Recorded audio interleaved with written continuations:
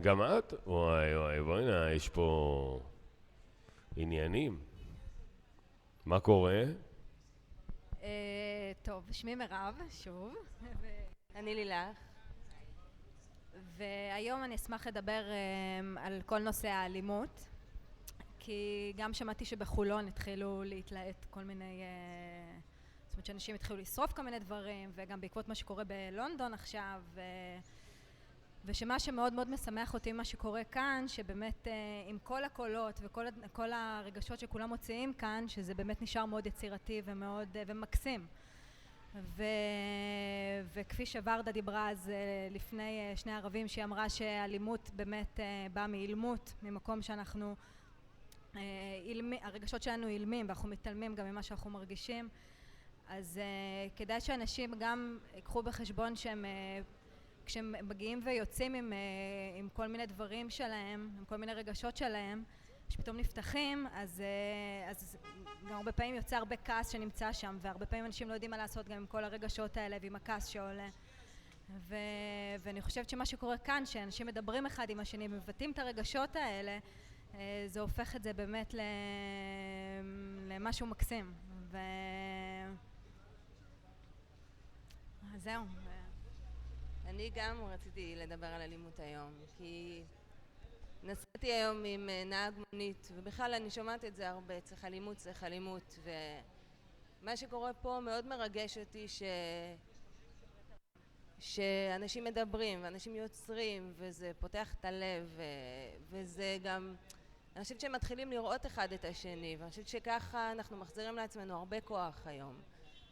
ומה שהרגשתי איתו שדיברתי זה אין סיכוי, ואין סיכוי מול הממשלה, ואין סיכוי, ובמקום אמרתי לו בוא לפה, בוא תדבר ותחזיר לעצמך כוח, כי אני חושבת שכל החלקים בתוכנו שאנחנו לא נותנים להם ביטוי הם יוצרים הרבה תסכול בפנים, ואנחנו גם צריכים לשים לב מה אצלנו, איך אנחנו משתיקים את עצמנו, לעשות את העבודה הזו בינינו לבינינו בעצם, שאנחנו רוצים לעשות משהו ואז הביקורת באה ומורידה את זה.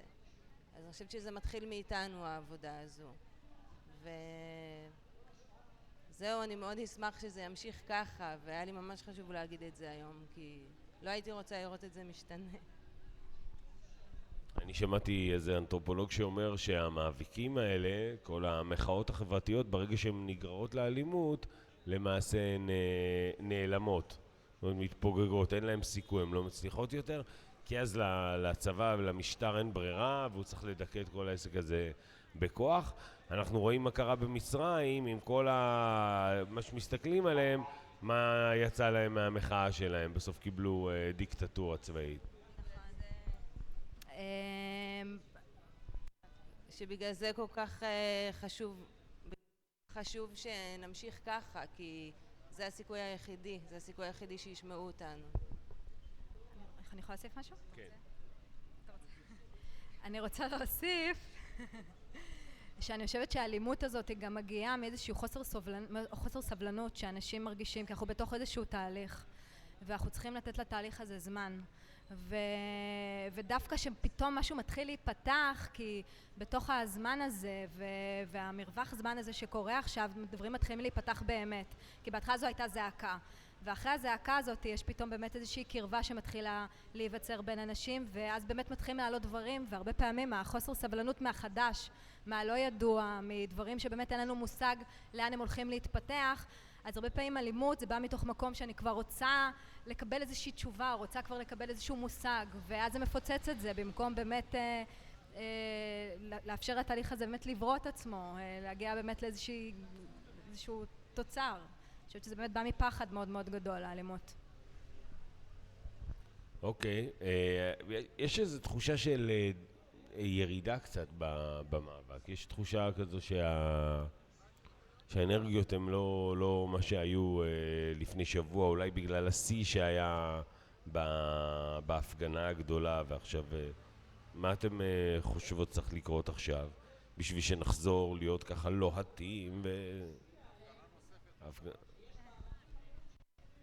אני חושבת שכמו בכל מערכת יחסים יש את ההתאהבות בהתחלה, יש את ההתאהבות ואת ההתלהבות, ואז אחר כך מתחילה הקרבה והאינטימיות, וזה תהליך לא רק של רגע אחד, זה תהליך של לייפטיים. כאילו צריך לאפשר לזה, להתחיל להסתכל על זה כחיים. לא כמשהו שאני עושה אותו עכשיו, הולך להסתיים כרגע, ופתרון שהולך להיווצר כרגע. חיים. אנחנו רוצים להתחיל לחיות חדש. אנחנו לא רוצים רק שהחדש הזה יהיה עכשיו. רוצה שהחדש הזה יהיה לכל לחיים מי. אני גם חושבת שזה עכשיו עולים הפחדים ועולים הספקות, אבל צריך להמשיך. צריך להמשיך ולהיות פה ולדבר ולעבור גם את זה. זו תשובה של נשים נתתם לי עכשיו, זה לא... תהליכים, זה החיים, בהתחלה מכירים, אחרי זה, נכון? ככה זה... כן, ככה זה אצל נשים. טוב, אז מה עכשיו? מה אתם מייעצות לנו? ככה, תנו לנו איזה עצה חכמה להיום. יאללה. אני חושבת שכל אחד צריך, מה שאמרתי קודם, לראות עם עצמו מה כואב לו, על מה הוא רוצה לדבר, על מה הוא כועס, ולבוא וכן לכעוס, כן לבטא את זה. זה לא צריך להיות אלים, הכעס צריך לצאת החוצה. ואז זה גם לא תהיה אלימות, אבל כן לבוא ולדבר ולבטא באמת, שכל אחד ישאל את עצמו למה הוא לא מדבר, מה עוצר אותו, ממה הוא מפחד. ואז... אני מסכימה עם לילך, אני עם לילך לגמרי, ואני חושבת שהביטוי הזה זה באמת מה שהכי חשוב, סבלנות, ואני חושבת שזה אחד מהבעיות הכי גדולות שיש לנו פה בכדור הארץ, זה החוסר סבלנות שלנו, שגם לי יש את זה. אני כבר רוצה להמשיך ולהיות הלאה, ונורא לפחד להיות במה שקורה לי, ובאמת, כי אם אני רוצה שבאמת משהו חדש יקרה, אני חייבת להסכים להיפתח למשהו שאני לא מכירה, שאני יכולה אולי לפנטז, לדמיין, לחלום עליו, אבל באמת לאפשר לדבר החדש הזה והלא ידוע הזה לקרות. וזהו.